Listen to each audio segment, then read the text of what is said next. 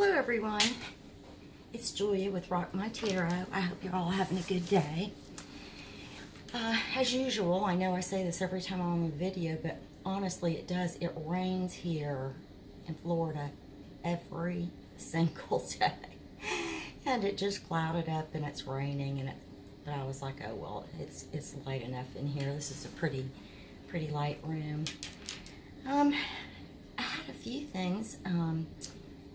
Let's see, last week my husband came home from work and he had brought me some things, and this is one of them I thought that I would show you. I think it's so gorgeous. It is a clear quartz.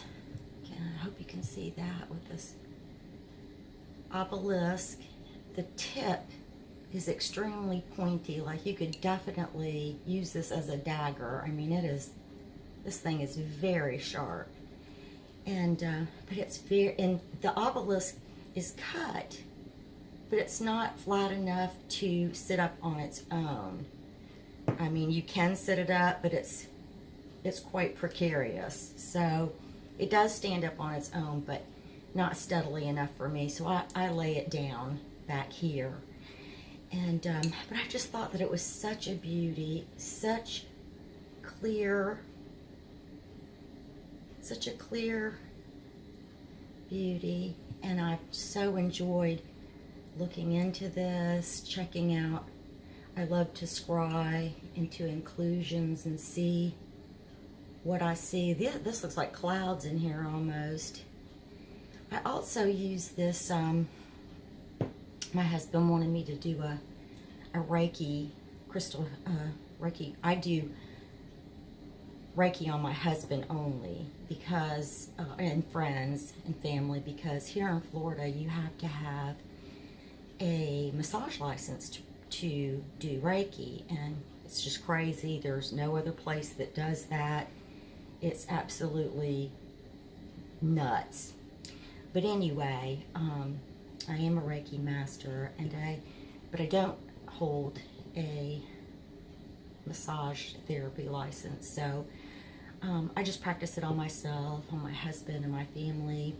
And I also I've developed my own from taking my course with Hypnosis Moon, and learning crystal therapy through her, and also through Ashley Levy, who is just an amazing young woman. I've developed my own little healing energy session using Reiki and crystals, and also sprays that I make. I make a lot of sprays with essential oils, and I put, crystal chips in the bottom, and depending on what the spray is and what I want it to do. I think my most frequently used spray is definitely my smudge spray. I didn't spray it in here just now because I have some incense going far enough away that it doesn't choke me. Now, I know I've told you before that I have chemical sensitivities. I know I always say chemical insensitivities, and that's not right, but I have chemical sensitivities and sensitivities to EMF pollution. And the only incense that and I have asthma also. The only incense, excuse me, I'm trying to get situated here. I'm sitting on my legs on this chair.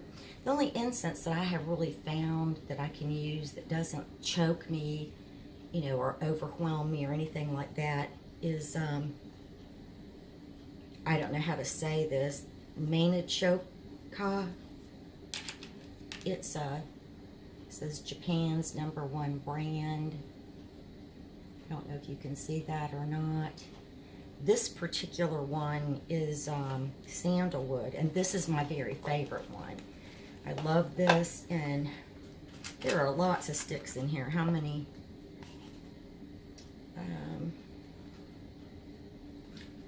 You would think that it would say that. They call them joss sticks, and they don't have a stick. They're very thin, and they don't have like a stick, like an incense with a stick and then the incense around it, and you set it in there. It comes with a little holder, a but I've got my incense burning it now. But anyway, it burns very cleanly. It smokes very, very little. And if it doesn't choke me or anything like that, then you know that it doesn't. Because if I used an ordinary stick of incense, I have to have a breezy day and I have to have windows open, or it will just choke me to death. I also bought this when we were at the metaphysical store this weekend at the rock shop. I bought this Morning Star is what it's called, and this is a new fragrance they had, and it is frankincense incense, and it's traditional Japanese style. So it is also, you know, made just like that with no stick in it. And I tried it and I like it, but I prefer the sandalwood. But I wanted to try it. That's why I just bought a little box instead of this great big box, because then this lasts forever. So anyway, I also got an early birthday present from hubby, and I'm going to lift this up. It's 10 plus pounds, so I'm not going to lift it up for long, because my limit with my degenerative disc and with my fibromyalgia is 10 pounds. So this is going to be, I know it would not be very, very heavy for someone else, but things like this to me, it feels like it weighs 30 pounds. Anyway, it is a green fluorite, cut and polished, double terminated green fluorite, and it is just such a beautiful, rich green. I mean, it is out of this world stunning. I did some meditation with this. I've done meditations with this. And actually, if I'm lying down on the sofa or on the bed or on my massage table right there, I can lay down, and it's not too heavy to put on me. It actually feels kind of good. The heaviness of it feels very comforting and secure. So I've been doing a lot of heart chakra work. Part of my crystal Reiki healing that I do is I always balance the chakras, check them and balance them and go from there. So that was one of them. And then I was thinking about the other little pieces of fluorite. This isn't by far all of them, but these are a few that I've also got from that same rock shop within the last few months, but that I haven't shown. And this is a very light green. I don't know, kind of just showing up white on here, but it is a very, very light green fluorite. That's where it came off the matrix. And it's just so pretty. I keep this out in my living room. My color scheme, or whatever you want to call it out there, is like a green and blue. So I have a lot of blue things and a lot of green things. I love blue. It's one of my very favorite colors. This I also got there. And this beauty is fluorite. Look at this thing. I mean, it is just delightful. It is such a dark green. However, if you put a flashlight to it, let's see if I can show you in here. It's not really working that good with this one. My husband's flashlight is much stronger. You can see it a lot better though. But I think you can get a pretty good idea on here what it is looking like. I mean, this piece is just fabulous. Oh. Now, then I also got this one at the same time, I think. No, I got this a different time. I don't know. We're in there all the time. This is just this is green also. I don't know. It's kind of showing a little bit blue here, but it's also a green one. And this lays on you very easily. You can even travel with this, like if you're going to go over to someone's house and do a chakra balancing or healing on them. This is an easy one to carry. When I travel, I'll take this one. I'm going sometime this year or early next year, going to go visit my cousins in Texas, my Latin side of the family, my mom's side of the family. I love them to death and haven't seen them in a couple of years now. We connect on Facebook and whatnot regularly, but other than that, that's not the same. And I also, when we were there, got this smudging feather thing. It has a crystal right here with leather around the feathers, and then copper wire, because copper is a great conductor. And then these feathers, which it didn't say what these feathers were. And I could look it up, I just haven't. But I just think they're beautiful. I mean, look at that. That is just so pretty. So, so pretty. Yeah. So I went around the house and I used a regular, like a sage smudge stick, bound up. It's in my shell over there. And I went around and I cleared the house, went through all the rooms and, you know, did all the corners and the windows and doorways and closets and whatnot. Because I was feeling, especially in my bedroom, at night I started feeling the strange energy, and it wasn't terribly scary or frightening, but it just wasn't it was kind of a little scary, like a little tiny bit, but you know, it wasn't big, bad, boogeyman scary. I was like, I just didn't like it. It didn't feel good. I wanted it gone. And so I told my husband, you know, when we get home from the store, this is when we were buying the smudge feather, I said, I'm going to smudge. And he was like, oh yeah, good. You know, that's good. So I did that. And I'm a big dreamer. You know, put great importance on my dreams. I love to dream. It's a big part of my life. I enjoy my dream time. Ever since I did this clearing over the weekend, yeah, because we went Sunday and got these. And I think I did it the next day. I didn't do it when we got home because I was too tired. But ever since I did the clearing, I have been having extremely clear dreams that I know hold some type of message. I'm not going to forget them. Let's put them that way. They were that intense, and they involve people, you know, that are in my life or have been in my life. And I just found it so interesting. And I've had like 3 dreams like this since I've done this smudging. And it's like I told my husband, I said, you know, instead of, you know, because a lot of your dreams are just, you know, your brain filtering data and, you know, just jumbling it all up. You're affected like by music or television that you watched or something like that. But these are, you know, what I consider really, you know, important dreams that have something to say to me.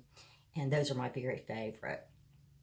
So anyway, that's been interesting that all that's gone on.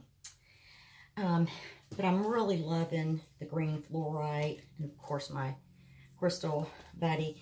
This is a book that I got. I don't know if it was a required book, and of course I took, but anyway, this was the first crystal book I got, and this is The Crystal Healer by Philip Permutt, P-E-R-M-U-T-T.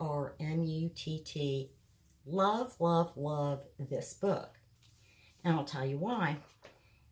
This book is by color, so if you have a stone and you don't really know, you know, what you've got or something, like when you're just starting, and that's, you know, when I got this book, it will show you a picture, and it will show you a picture of stones that the average person will find at a common everyday rock shop. And it has in it different kinds of information, not only about the crystals, when it talks about the crystals. When it talks about the crystals, it tells you about how it's grown, where it comes from, its astrological association, which chakra it works on, and then it gives healing qualities and physical qualities. And some of them, it also has emotional and spiritual qualities. And I really love that about this. So it has crystal remedies, actual crystal remedies. Like you can look it up and say,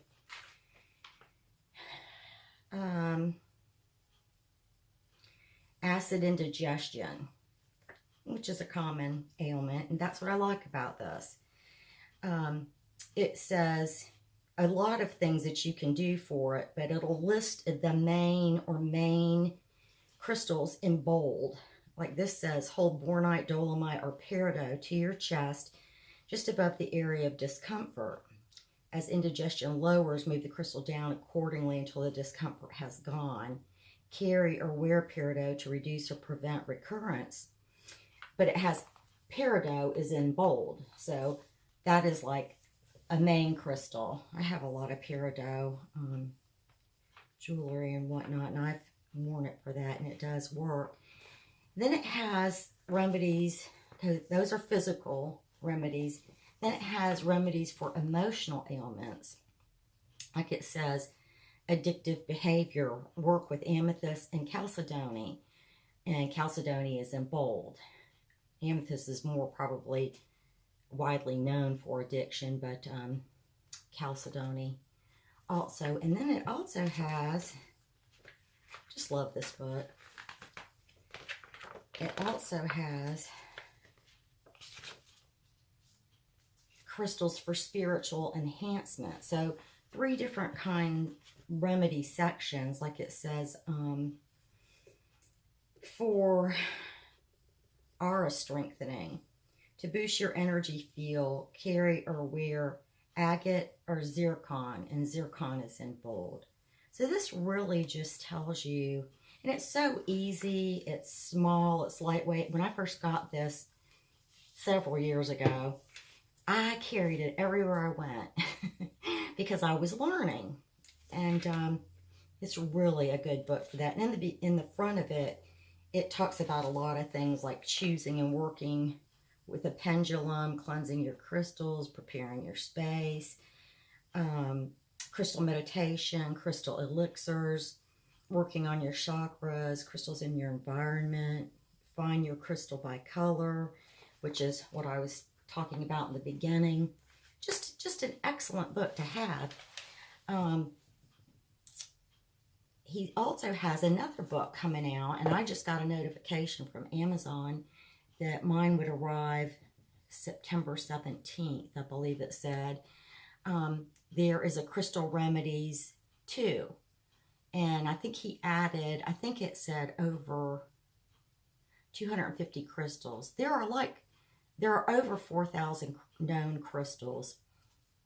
And that's a lot of crystals. So you're not going to find all that in one book. But, you know, common ones and ones you can use for ailments. And then he's added 250 in the second book. I can't wait to get it. I pre-ordered it months ago. So anyway, if you're looking for a good, easy crystal book, this is it. I also have, is it Robert Simmons and Naisha? I can't think of how to say her name properly. Excuse me. The Book of Stones. That's also a great book, but it's bigger, it's thicker, it's heavier, it's difficult for me. I couldn't just carry it around. It's just too heavy for me. And I love it. It's a great book. It's very informative. It's an awesome book to have in your collection. But most of the crystals that are depicted in it are of museum quality. So the average Joe Blow is not going to, you know, be able to afford or find those crystals. So that's why I like this, because I know that I'll be able to identify my crystal. I have other crystal books. I have Judy Hall's 1, 2, and 3 crystal Bibles, and many others. I can't even think of all of them. Maybe I'll do a video on all my crystal books one day, but anyway, I just wanted to pop on and talk to you about that and show you these new babies. And that was it. That's all I had to say, really. So I hope you all are having a wonderful day, evening, and I'll talk to you soon. Bye.